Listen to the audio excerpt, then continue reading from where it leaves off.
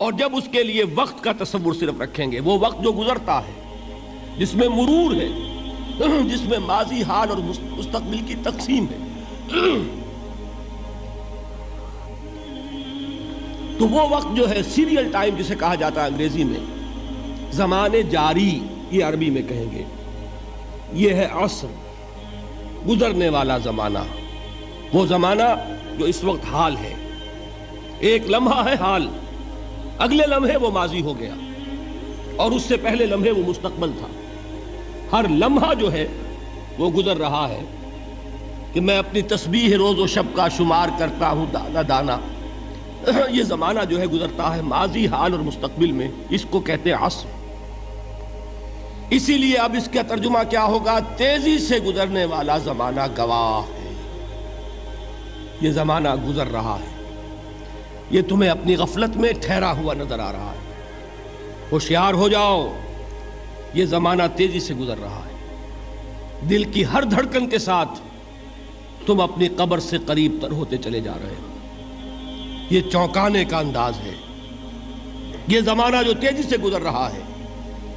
یہ دیکھیے ایک شعر بچپن میں ہم نے پڑھا تھا، اس وقت اس کی کیفیت آپ پر طاری ہوگی۔ غافل تجھے گھڑیال یہ دیتا ہے منادی، گردوں نے گھڑی عمر کی ایک اور گھٹا دی۔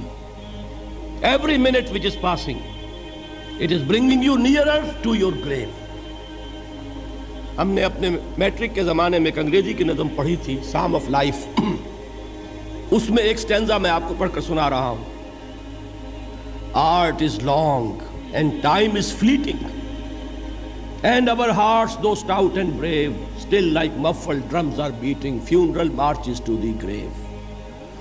یہ آپ کے علم میں ہوگا جب کوئی فوجی بڑا شخص جو ہے، کوئی جرنیل، اس کا جب انتقال ہو جاتا ہے، اس کی لاش کو لے کر جاتے ہیں اس کے کفن کو، تو اس کے ساتھ ہی بینڈ بجتا ہے، بینڈ کی ہر جو بیٹ ہے اس کے ساتھ وہ جنازہ قبر سے قریب تر ہو رہا ہے، وہی بیٹنگ آف دی ہارٹ ہے، دل کی ہر دھڑکن کے ساتھ تم اپنی موت سے قریب تر ہو رہے ہو۔ تمہارا یہ جنازہ جیسے کہ وہ بیٹ آف دی ڈرم ہے، اسی طرح بیٹ آف دی ہارٹ کے ساتھ تم اپنی قبر سے قریب تر ہو رہے ہو۔ اور یہ زمانہ جو تمہاری اصل متاع ہے کیا ہمارے پاس؟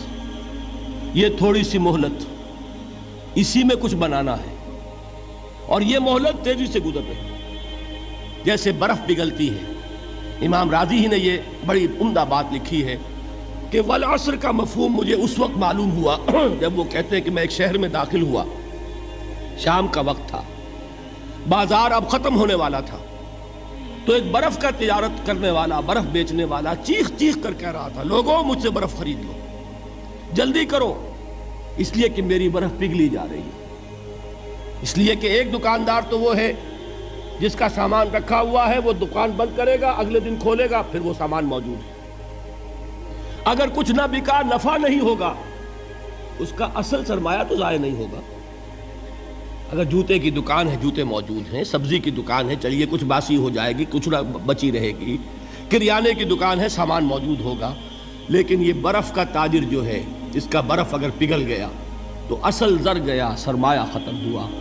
انسان کی مثال اس برف کے تاجر کی سی ہے کہ ہر لمحہ وہ برف پگھل رہا ہے، وقت ختم ہو رہا ہے، اور انسان اپنی منزل سے قریب تر ہو رہا ہے۔ اگر اس میں اس نے کچھ بنا لیا تو کامیابی ہے، اور اگر یہ وقت گزر گیا تو پھر تباہی اور بربادی۔